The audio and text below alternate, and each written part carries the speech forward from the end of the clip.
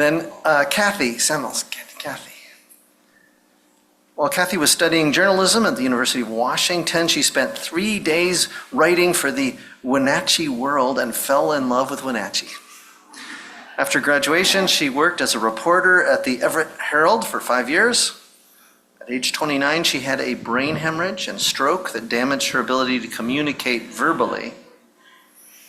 After a great deal of effort, a long journey, she was successful in learning to speak again, though writing still remains difficult for her. In 2023, after 50 years of too much rain and the ever-density population of the Seattle area, she finally realized a long-standing dream and moved to Wenatchee with her husband, Bill. So Bill Swenson. Bill was born in Chicago, grew up in the foothills of the Great Smoky Mountains. He has had 2 major careers, first as a filmmaker and then later went back to school and learned in biology, studied ecology and evolution of plant communities. In between, he's also worked as a bus driver and a truck driver and a teacher. He values creativity, curiosity, and compassion, seeing them as complementary paths towards understanding the mystery of existence. He's delighted to have moved to Wenatchee with Kathy, and he has been pleased to discover the like-minded, welcoming, warm community at Cuff. Linda Roloffs. She says that she moved to Wenatchee last spring. She was deeply yearning to connect with a community of like-minded people and found that at Cuff. She was raised a Catholic. She appreciates all that that gave her, but she also believes that there are infinite paths to aligning with the sacred. She's always been deeply spiritual, and she believes in a loving, conscious universe. She says, I know that we are all connected and that everything is sacred. And she's so looking forward to being a part of this community for a long time. Brian Bourgeois. Brian wrote a lot about himself, and I have cut it down, but just thought I'd try to reduce it just down to facts. He's very clever and has good sense of humor. Brian was born in San Antonio. Both of his parents served in the Air Force. He was raised in Fort Worth, Texas. He's lived in the Pacific Northwest since 1991, and 26 of those years have been in Wenatchee. Brian proudly served 4 years in the U.S. Air Force in Germany and in Abilene. He's worked in the financial areas of the Air Force. He served 6 years in the reserves, managing the logistics side of Aeromedical Evacuation Squadron out of Tacoma, which he loved because it was humanitarian work. It was all about people, helping people. More recently, Brian worked in the North Central Library System with the UUs.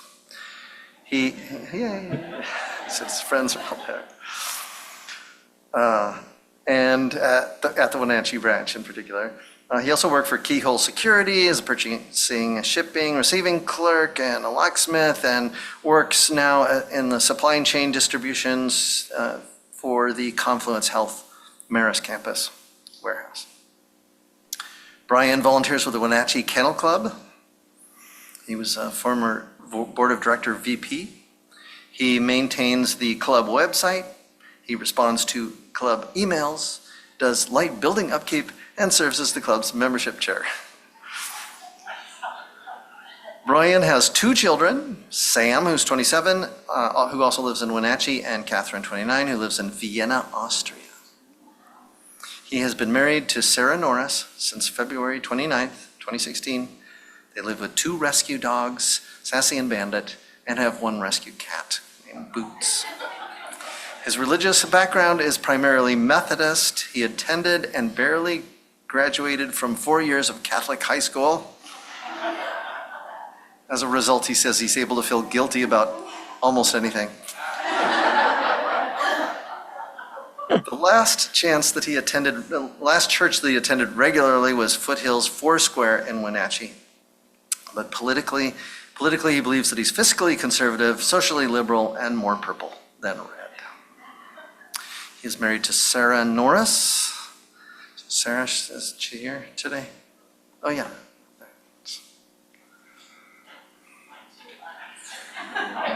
Sarah understands brevity. Sarah is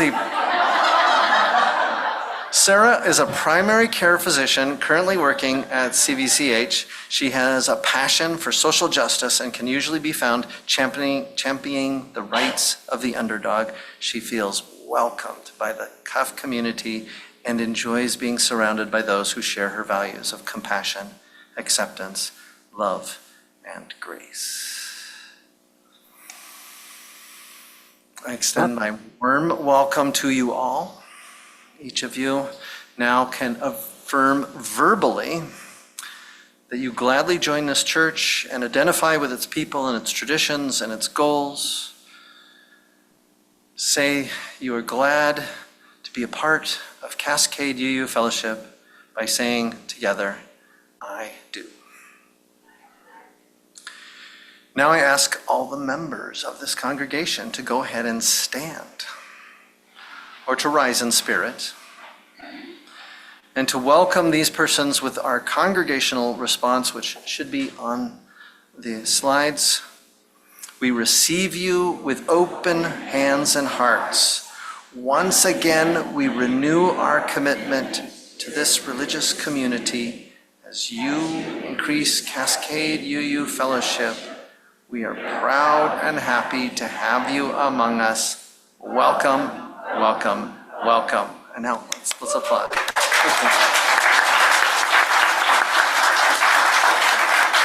And now let's all sit down again. Oh, you're still going to give the flowers out. Sorry. Okay. I thought you'd already given out all the gifts. So this is a garden. The fellowship is a garden, and we are handing out flowers to remind us.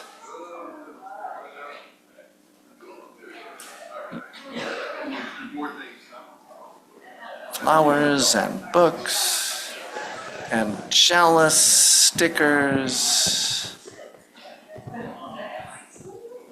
and bookmarks.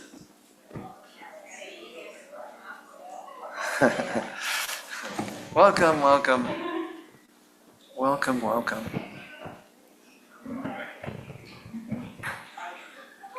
Significant moment in the life of this congregation.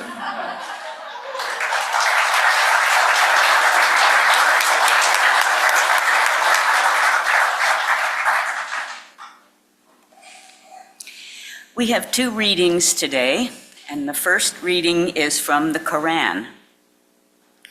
God commands justice and fair dealing. Verily, God does not do even an atom's weight of injustice.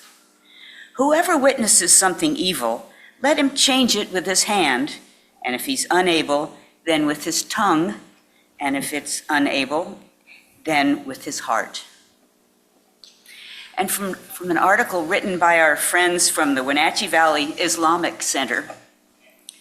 One builds a relationship with God by building virtues within oneself. All forms of justice between human beings constitute forms of social justice.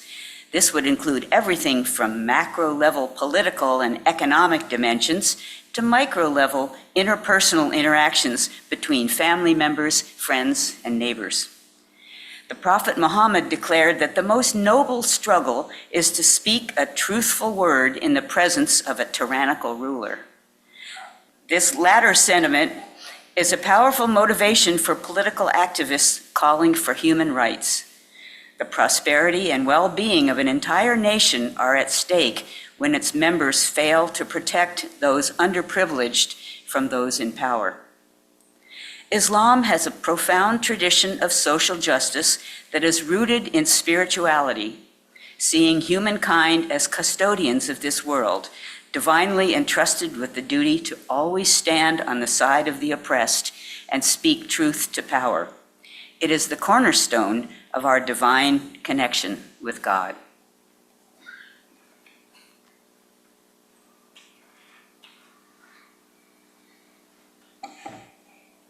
That's the first part. We now are going to take some time, just a brief while, to share events of significance in our personal lives, to remind us always that the fellowship is very personal.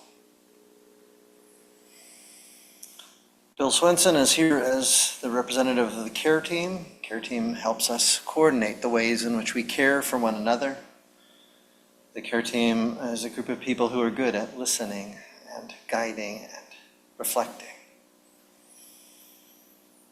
We should all share in this time only what we've been given permission to share. We should keep our remarks brief as we can, and then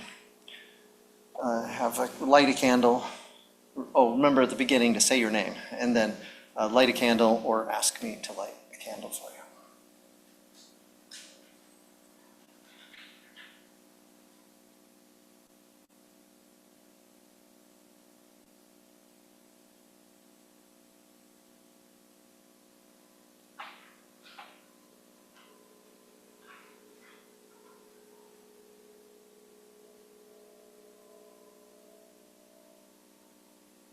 Music, reflective music. We have songs, Find the Stillness. If any of you want to sing with those words, the words are in the hymnal, but you can just listen to the music. And meanwhile, if there's anyone who wants to light a silent candle in honor of a sorrow or a joy, please come forward and do so. And then after that, silence.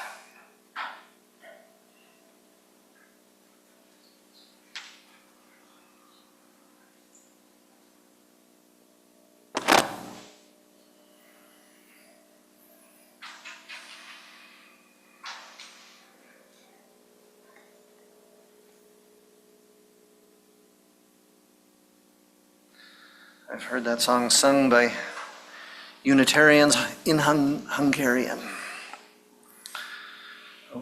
over across the water.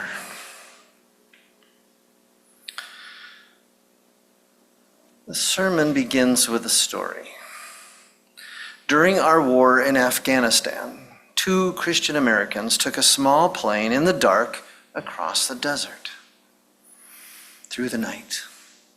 One was named Adam, the other one was named Jack, and they set out about 2 a.m. But the engine suddenly died, and they had to crash land in the desert. Luckily, they survived unharmed, and they had seen the lights of a settlement when they were up, so they set out in the direction of the lights. As the sky was barely about to grow light, they saw a mosque ahead. Adam, who had very light skin, said, "The Muslims are angry with us. They might treat us better if we say that we are Muslim." Then Jack, who had dark skin, said, "No way. I'm a Christian, and I'm going to be honest about that." So Adam and Jack went to the mosque, and they were greeted by the imam, and he welcomed them, and he gave them some water, and he promised them aid, and then he asked what their names were. And Adam quickly said, "Salam, my name is Muhammad." And Jack said, "My name's Jack." The Arab man said, "Hello, Jack." And he called some others to take him and say, "Go eat and drink and be happy." And then to the man who called himself Muhammad, he said, "Ramadan Mubarak, happy Ramadan. The sun will soon rise, so we must now sit down in prayer and then fasting."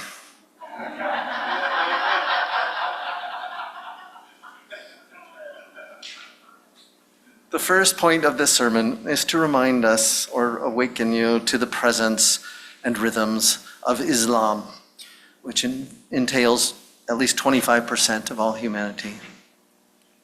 You may know that Muslims are to refrain from eating anything, drinking anything, nor engaging in any sexual activity between the rising of the sun and the setting of the sun during the month of Ramadan.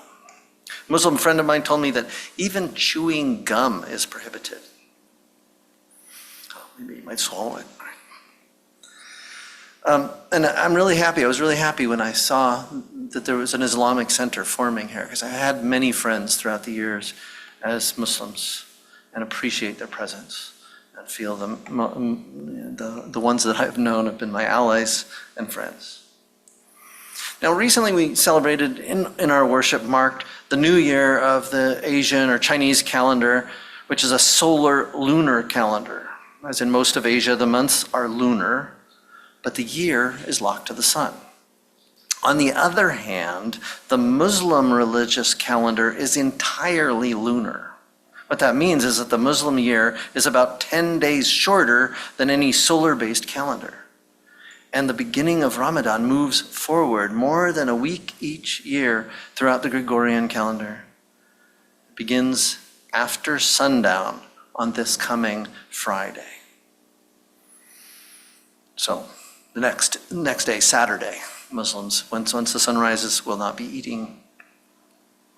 The most challenging time of year to fast during Ramadan is when it comes around the summer equinox, when the days are longest. Back in the 1980s, when I was a substitute teacher in an elementary school in Phoenix, Arizona, where there is lots of sun and the days are already long, it was. At early days of that particular year, I had to spend an hour each day with a 10-year-old. All his fellow students were at lunch during that hour, and I had the time off. And so they asked me if I would be willing to do it, and he wanted to be a good Muslim. And he said his parents were very proud of him that he had started observing the fast 2 whole years before it was required. It was an honor to get to meet him. Nice little boy, 10-year-old boy, just like any other, but he was fasting. The Quran was revealed to Muhammad in the month of Ramadan. So the goal of the fasting is to become more devout, to practice self-control, to be more aware of the ultimate source of life and thus become closer to Allah. In chapter 2, verse 185 of the Quran, it says, Ramadan is the month on which the Quran was revealed as a guide for humanity with clear proofs of guidance and the standard to distinguish between right and wrong. So whoever is present this month, let them fast. Whoever is ill or on a journey, then let them fast an equal number of days after Ramadan. Allah intends ease for you, not hardship, so that you may complete the prescribed period and proclaim the greatness of Allah for guiding you, and perhaps you will be grateful. To feel the presence of someone or something that you care about, that matters to you and to whom you matter, is powerful.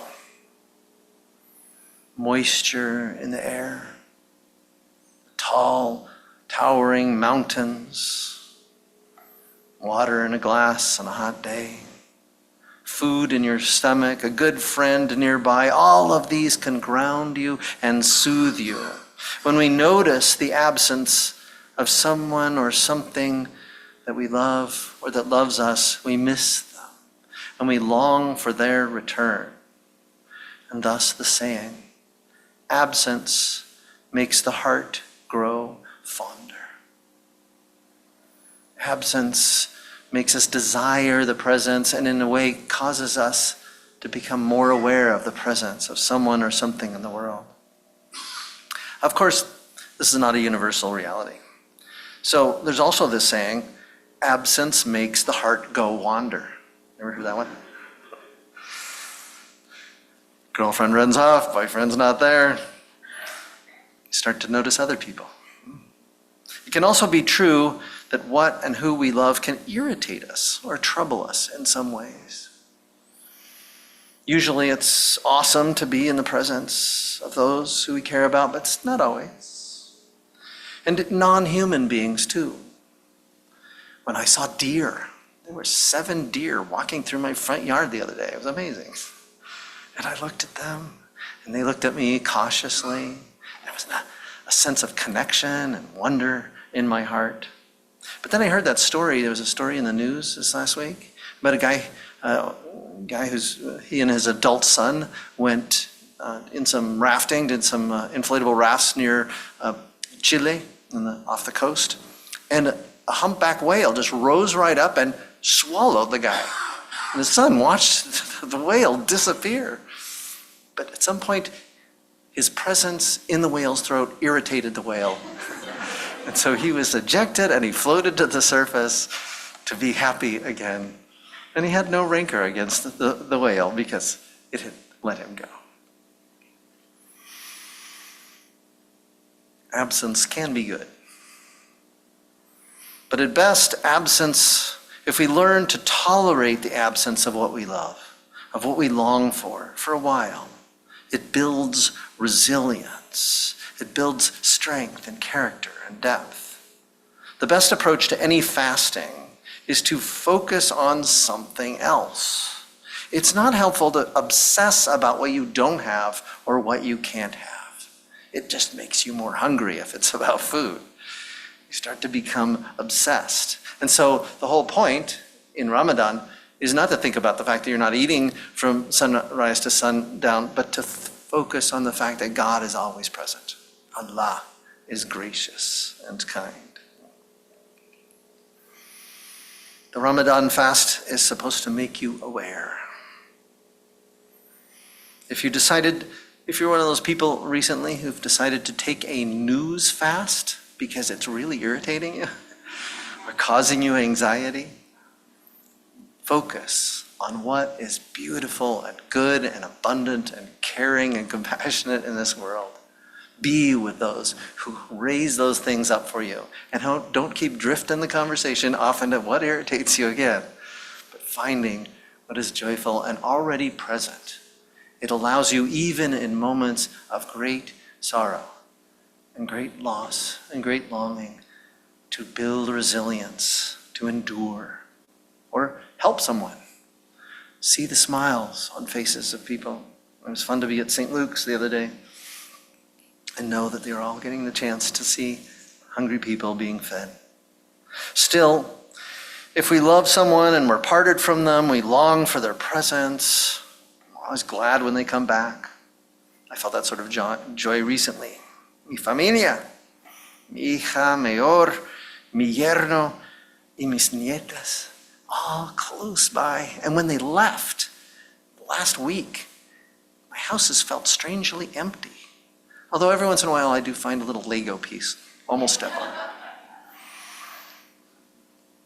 I remember a Christian colleague of mine talking about longing and loss and absence. He was sitting beside his dying mother's bed, and we were talking in a group about experiences that deepened and grounded our religious duties as a minister. And I had sat by my own father's bed as he died. And so I was relating to this guy as he was talking about this. And what happened to him was this horrible feeling of loss, of utter loss. He was starting to feel frightened about what his life was going to be like without his mother. He began to feel this grieving, gasping, grasping, not wanting her to die, knowing that there was nothing he could do. And then he said he felt someone come into the room. It was clear. Someone walked in through the door and came and stood right behind him. But then when he turns around, there's no one there. And he closes his eyes again and he knows there's someone there. And he remembers the line from Matthew 20, and surely I am with you always to the very end of the age. Jesus was there for him. And as my colleague talked about how this experience grounded his faith, made his faith less about words and ideas and more about the tangible presence of the source of his faith and ministry, I nodded and I affirmed his understanding because, I'm a universalist in spirit and Wells theology. And he saw my affirmation.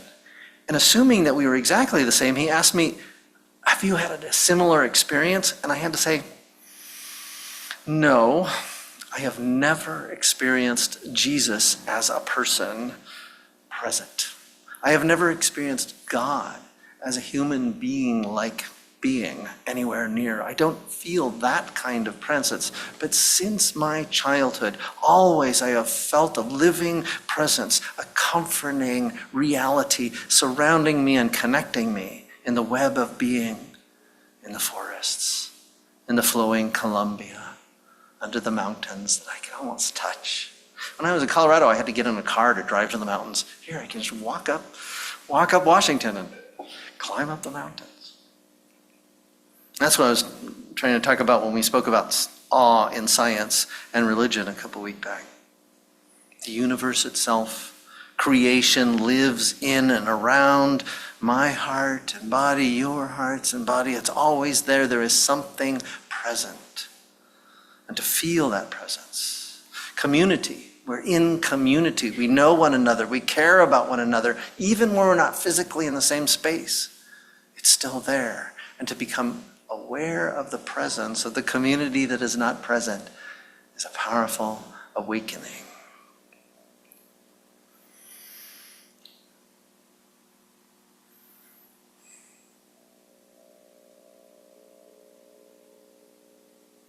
Just as hunger for food moves us to seek it, the absence of justice, the lack of compassion, the unwillingness to seek mutual understanding,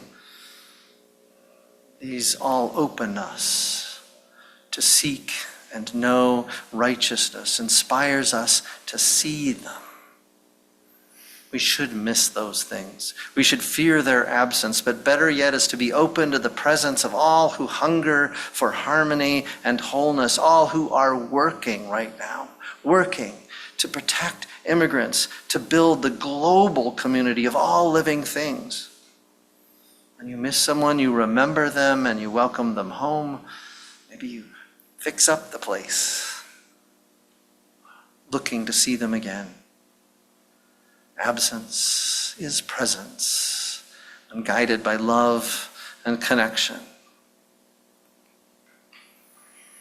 I have never observed a full month of fasting with Muslims. But when I was actually building community with several Muslim friends, I loved sharing the iftar dinners. They were fantastic cooks. They had food from Pakistan and India and Afghanistan, Afghani food. I remember just particular dishes that I loved to go and share with them. And there was a true sense of community and connection. And we all knew about the wars and the injustice and the cruelty and the death that was going on. And yet there, we all understood that we were working to make a world in which those things would become less and less over time. May all of us, in honor of Ramadan or in observance of it, seek the holy, seek the good, seek the beloved community, and work together to nurture one another. So to remind us of how we nurture this community and fellowship, one of the ways in which we connect, we're going to listen to beautiful music. The offertory is an ancient element of worship. The act of giving, regardless of amount, is a spiritual practice that expresses our thankfulness and generosity. Joyfully sharing our gifts and strengths in service to the greater good is one way we create the beloved community. We will now receive the offering.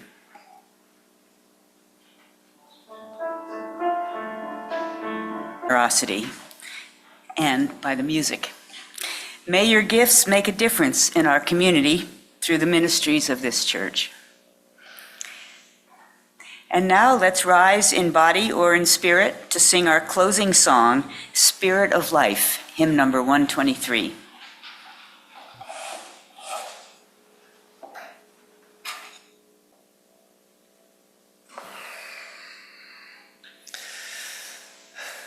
Amen. May the Spirit of life be with us. May we be filled with the joy and abundance of life. May we share its goodness with all and build the beloved community on this good earth as we go from this place into the world.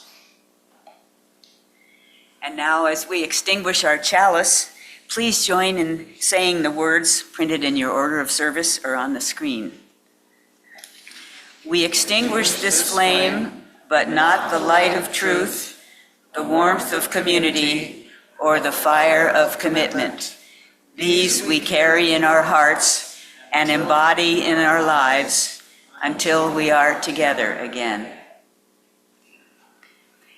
And now let's join our hands around the circle and sing one last song.